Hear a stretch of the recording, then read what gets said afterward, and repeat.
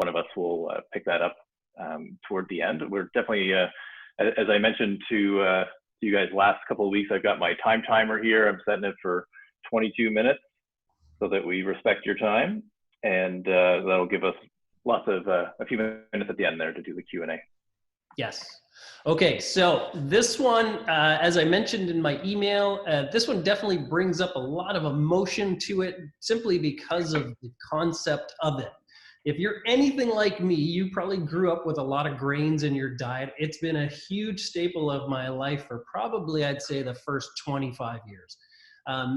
It was, everything from sandwiches every single day in my lunch to cookies to loaves and fresh baked goods. That was a big, big part of my childhood. And if you know my story, and I've heard me tell it before, is that I was really sick as a teenager. I was constantly sick between the ages of 13 and 18, sinus infections 4 or 5 times a year, bronchitis 4 or 5 times a year. I was constantly dealing with a bunch of illnesses that just never resolved on their own. And it wasn't until I started to make a robust change in my lifestyle that I started to notice a big, big change in how I was feeling, how my body was functioning and performing.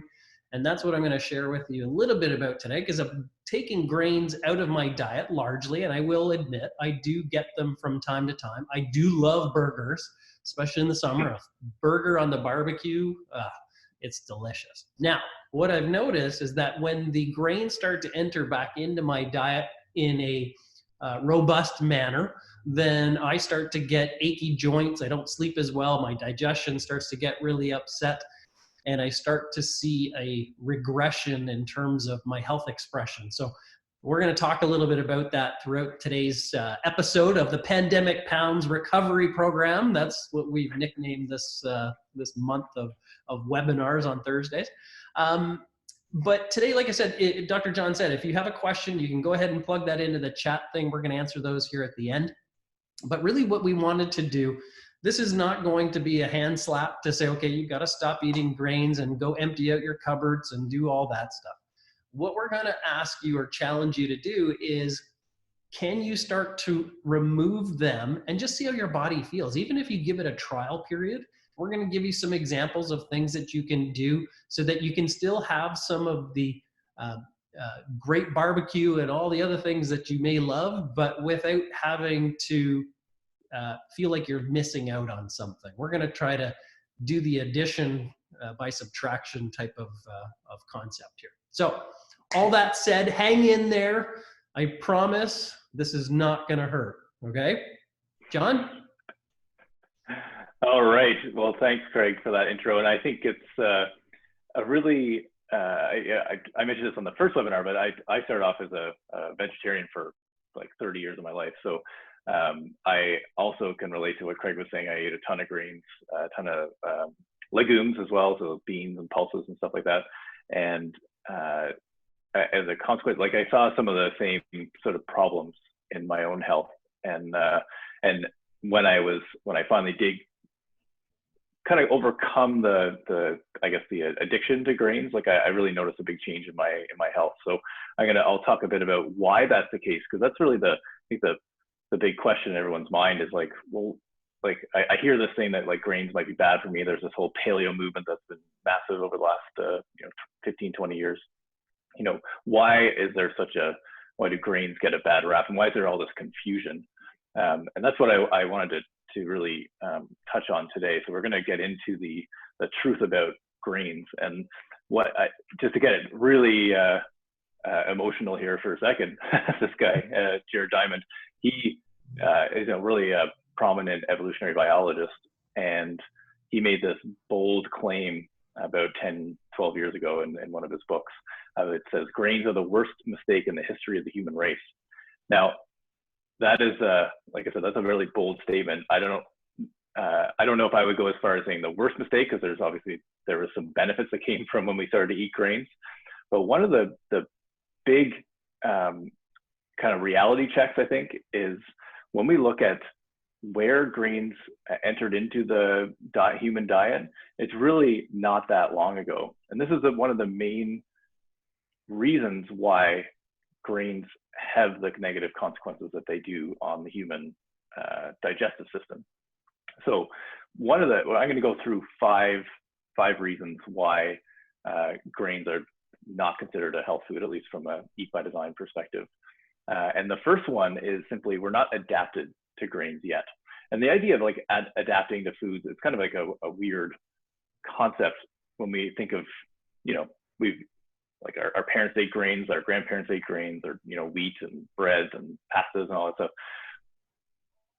The challenge comes from thinking of the human kind of evolution in the big picture. So I have a friend of mine who put together this infographic for his Facebook page, Coach Mike, and it just really highlights how recent wheat and grains have entered into the human diet. And when it comes down to it, like our bodies, there's nothing inherently wrong with grains or wheat. It's just that our bodies aren't really that well adapted to both digesting them and then using the stuff that comes with grains. So as a comparison, we've been eating meat for a long time, and that's why we're really well adapted to eating meat and breaking down the proteins and extracting the nutrients from particularly animal-based protein. Whereas you can see grains, I mean, this infographic is actually really, I think, generous because this looks like it's about like 100,000 years ago is when we introduced grains, somewhere between 20 to 100,000 years, depending on who you listen to, whereas we've been eating meat for 2.5 billion years. So in that time scale, it's just like it's a fraction of the time. And we just haven't had the opportunity for our bodies to really adapt to the toxic elements of grains. And I'll talk about those toxic elements a little bit later. So we're just simply not adapted to grains yet. It could happen, but it's just, we haven't reached that point. And there's every one of us sits on a continuum where on one end of the spectrum, people are really poorly adapted. And that would be people that are, say, gluten intolerant, or actually all the way down to, I'm blanking on the term, Craig, the condition. Celiac? Celiac, thank you. And then somewhere on the other end would be like fully adapted, and we're probably all in that kind of lower end of adaptation. The second point is that grains are really not a good source of anything when you compare it to other food sources. So there's kind of common phrase in the paleo world, which is, there's nothing that you can't get in higher quantity and greater quality in other foods. So grains, while they, lots of marketing tells us that they're, your bread comes with lots of micronutrients, magnesium, selenium, these things that are really important for the body. When you compare, a piece of grain or a handful of grains to the same weight in, say, red meat or any vegetable, I mean, it's not even in the same ballpark. So I have a chart here, and I mean, I'm not going to go into the weeds in this, but just to show that when researchers break down the nutrient density of foods, we can see that on the top end of that list, it primarily is, there's animal products, but then we get into some nuts and seeds, herbs and spices. But if we look at where, legumes and then grains, they're on the lower end of things, where they actually have like a negative impact on the human biology. So there's really not, if you look at those things that are marketed as being, nutrients that come from grains, we can get all of those same things in greater quantity and quality from other foods that have less of a toxic dose to the body, that cause less problems to the body. Number three is that we can probably all relate to this. Grains are really addictive. It's if you've ever tried to remove, say, even just remove wheat from the diet, like some people go through like full-on withdrawal symptoms, like they get like sweats and get major headaches, and they might get sick, like actually get like a flu-like symptoms, and that's real, and it's because there's elements in the grains. There's a little like molecules that come packaged in grains that actually cross the blood-brain barrier. They go into the brain, and they trigger the same sensors in the brain as do things like cocaine and other drugs, right? Even pharmaceutical drugs. So they're triggering the centers of the brain that are that make you really want that thing. So when we take them out, we get that. We can even get some withdrawal symptoms, but it also makes you really want to keep eating it. So they're very, they tend to be very addictive, and that makes it really difficult to cut it out, and also drives a lot of the behavior, right? It's when we get, as Craig mentioned, it's like we feel this real like kind of emotional attachment to this type of food in particular. They often refer to it as like comfort foods, right? So the other thing, number 4, is that grains, and particularly when we process the grains, it really just breaks down into sugar. So in the body, we break down grains, and yes, there are proteins, there's a tiny little bit of fat, but primarily it's carbohydrate.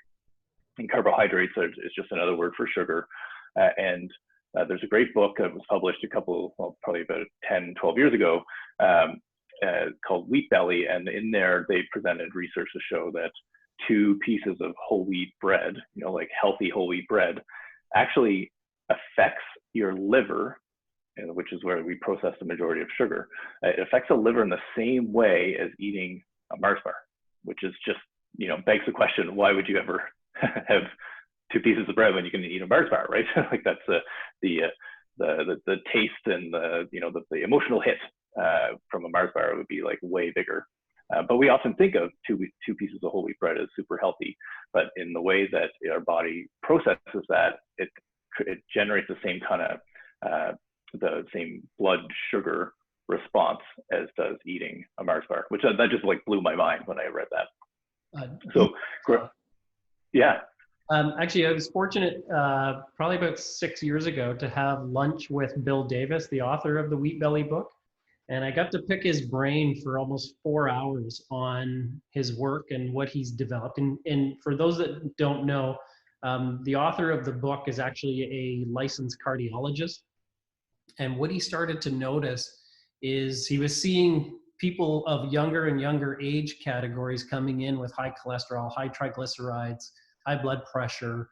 And what he did is he is now almost 100% non-pharmaceutical in managing the conditions. And what he does with every patient is he gets them off of grains, and just doing that, he sees marked changes in their blood pressure, their cholesterol, their triglycerides, and he hasn't had to prescribe a medication in over 15 years now. And weight loss too, right? And I should say, like even their blood sugar levels, like reversal of type 2 diabetes, like it's pretty profound. Yeah. So there's they're few and far between, but there's some really courageous doctors like Dr. Davies that is going against bulking the trends of just prescribing medications and actually using lifestyle intervention to create these incredible results and changes. Another great resource that we'll share actually is called The Whole 30. Some of you may have actually been exposed to this, but it's the book that we recommend as companion with our Eat by Design program called It Starts with Food. I'll include this resource in the email so you don't need to write it down. But the Whole 30 now is a 30-day challenge, and they've had hundreds of thousands of people go through this, and you just read the testimonials. It's crazy the results that people have experienced. And a big part of it is just removing grains from the diet for 30 days.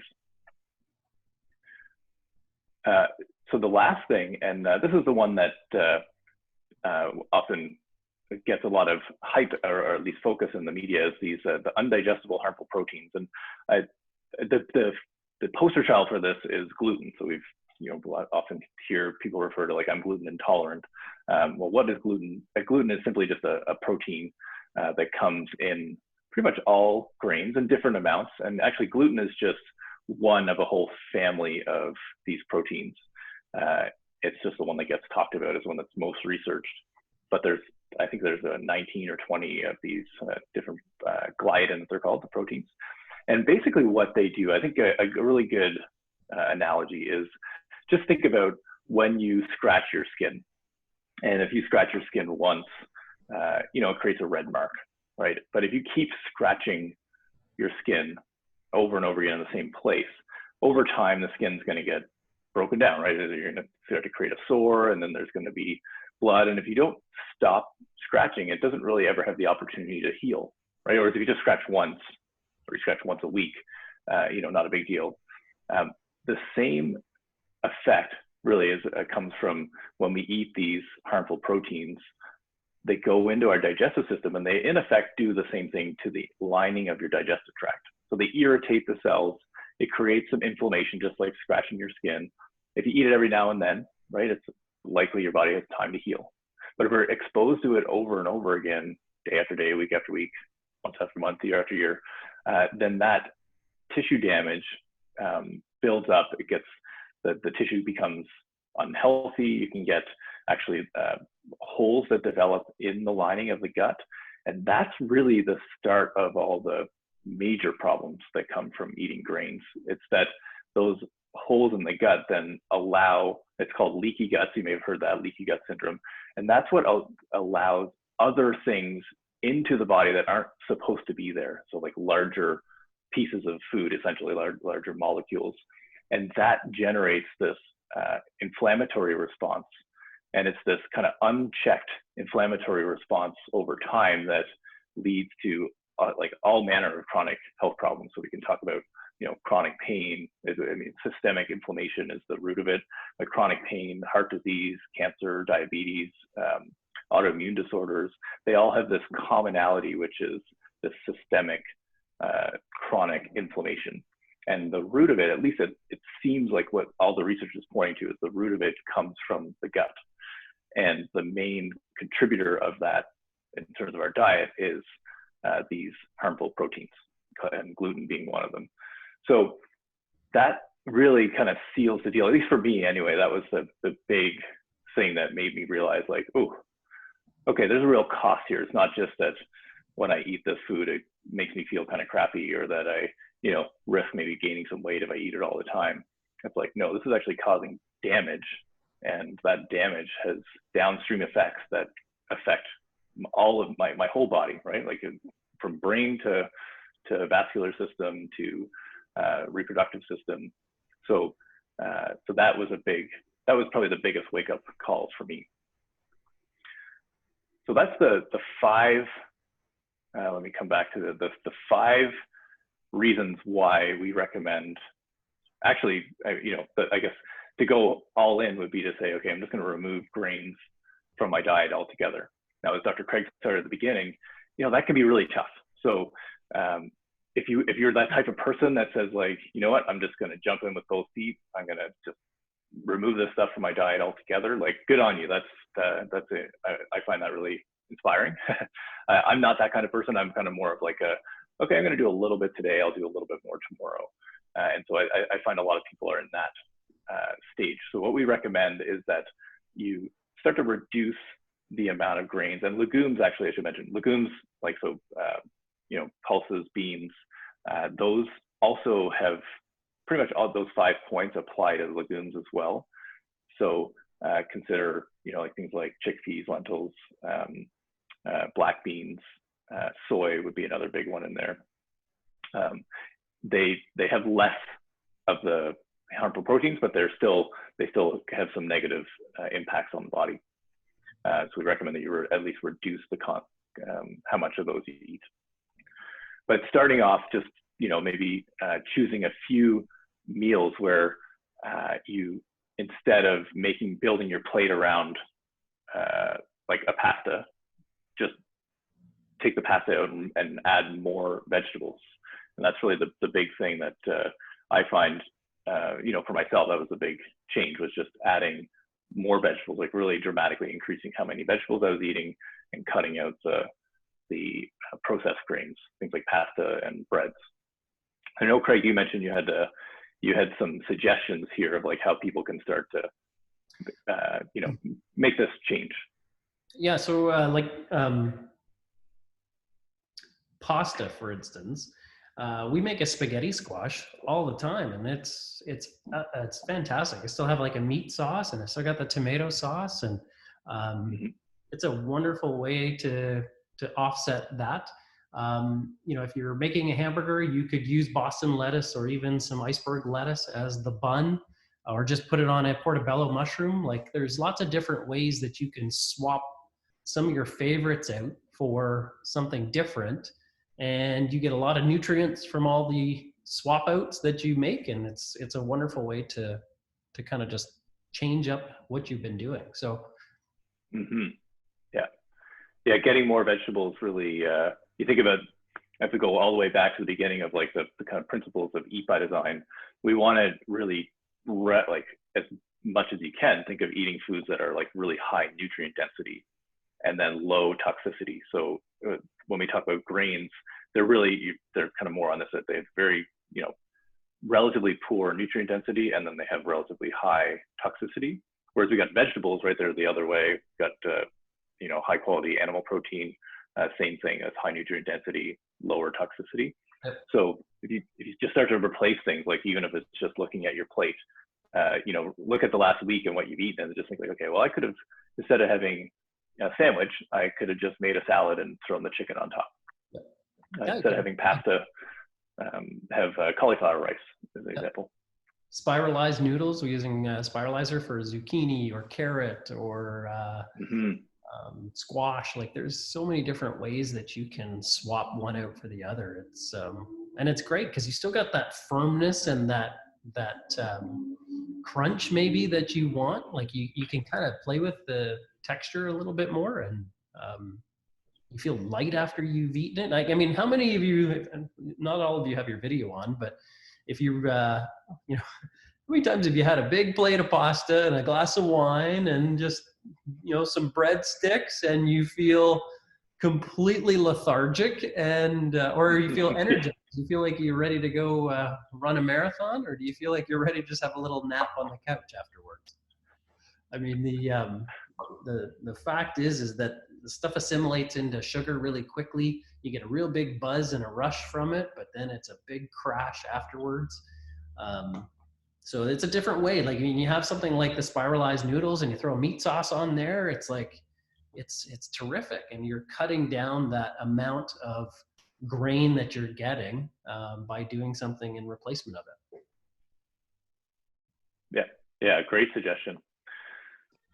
We'll actually, Craig, I will put together a list of those recommendations, and I'll see if I can find some additional resources to share with people. So we'll put that in an email and we'll send it out along with the recording of this week. And also for my list, I didn't send out last week's recording, so I'll include that in that same email. Yep. Can I don't know if you guys, oh, sorry. Sorry, can you hear me? Yeah. Oh, wow, cool. So you're saying that the grains are bad for us. Is that what you're saying? That the grains are bad? Is that what you're saying? The grains are bad for us? Yeah, so that would be the position. If I had to stake out a position, yes. Okay, so out of all the grains that are bad for us, which are the better of all the bad grains, if you know what I mean? Good question. Yeah. So there's some of like the pseudo grains, things like quinoa, buckwheat. We get into some of the pulses. I think perhaps a better way to answer your question is there are ways that you can process these foods that reduce their toxic load. Okay. So if you want to eat things like, let's say lentils is a great example. There's a whole process, you can just Google it, but how to prepare lentils naturally. And so that, you soak them in water, you ditch that water, you cook them in water, you ditch that water. And that effectively removes most of the phytates and those harmful proteins. Okay, so when you're doing that with the lentils and soaking them, you're breaking down the proteins ahead of your digestive system. So your digestive system has less work to do. It's a good question. You know what? I don't know the exact process. I just know that soaking them leaches some of the harmful elements. Yeah. Okay. Thank you. Yeah, of course. I know we're probably not ready to jump into questions, but I think this one's pertinent to the discussion is like when we're replacing them, how do we handle picky eaters? Like, You can try spaghetti squash and try spiralized zucchini, but maybe one of the kids doesn't like it. I think my answer to that would be perhaps you start to mix it in with the pasta, and then over time you start to cull back on the amount of pasta and increase the percentage of the spiralized noodle or zucchini or other, so that you start to change that ratio and perhaps try to implement it. A lot of it's going to get lost, and soon I think the palate will change and you'll start to notice a gradual change. Like Dr. John and that last question by Krista there, it's like, you know, there's the white bagel is a whole lot more hard on your body than say a 7-grain or something like that. Like it's like there's the more processing and refinement within the flour, the more damaging it is. So you can start to choose a better one until you start to move your way towards the elimination. Exactly, that's what I was thinking. Yeah, that's what I was thinking. Like I know pumpernickel, the darker breads are supposed to be better for you than the processed white breads. So that's sort of where I was going. Yeah. I mean, it's like, these are addictive chemicals. Like you cut them out, you're going to feel like garbage for a few days until if you're a big consumer of them. But if you can start to stage it and replace something with another and start to make, you know, it's still not a, hate to say it this way, it's not a great choice, but it's a better choice. And in the interim, until you transition, do what you got to do in order to start to find other recipes and solutions and alternatives. So yeah, sourdough is another good one. It is better for digestion. There's some better elements there to make it easier to process. So you're going to have to hold a cooking class on how to make these spiralized spaghettis and things. Well, you know what? One of our partners, Coach Kristen McKaig, she's a holistic nutritionist, and she actually hosts. I mean, right now she's not hosting anything, but when we're able to start congregating again, she hosts cooking classes, and actually she hosts her most popular one is cooking classes for kids. And so for the person that answered or asked that question, I know for her, when she's got 2 young boys, and the best strategy that she's found and she recommends is just engaging the kids in the process and finding ways to explain to them why we're making this change. And I don't have I have a 12-month-old daughter, so I don't have that problem yet. But my sense is that if kids know why and they're able to take part in the process, it'll be an easier transition. Okay, we got about definitely keep you guys 9 posted minutes, on the. John. So if you got more to get through, let's fly through and let's try and get some more content done here. Well, I only have 1 slide left, so and then we'll get into questions. So just on the vegetables, I just wanted to mention, because this is just such a great resource. People often ask, like, well, I want to eat more vegetables, but I just don't know, like, should I be buying organic, or I can't afford organic, which is like certainly the category that I most of the time I'm in. I just can't afford to buy 100% organic. And so one of the things you want to consider is just how much that food has been exposed to toxic chemicals and stuff like that. So we're always trying to reduce its chemical toxicity. So organic is actually in some cases has a lower toxic load. However, they tend to come, especially in the winter, they come from farther away. So I always prioritize local vegetables over like say organic vegetables that were shipped from a long distance. And so we're just entering into this season. I wanted to mention this because we're entering into the season where farmers markets actually are apparently allowed to open.